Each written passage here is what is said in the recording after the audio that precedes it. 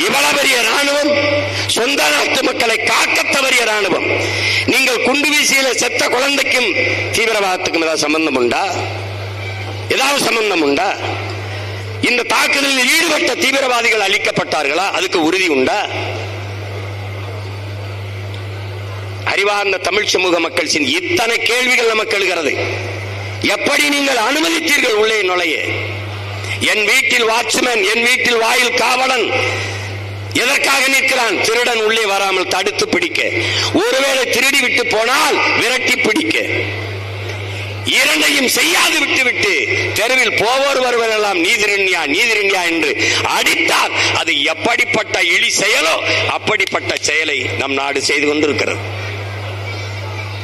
கள்ளச்சாராயம் காய்ச்சினான் குற்றம், குடித்து செத்தான் குற்றம், ஆட்சிக்கு அவப்பேர் மறைக்க செத்தவன் குடும்பத்துக்கு 10 லட்சம். இதுதான் தவறு நடந்து விட்டது.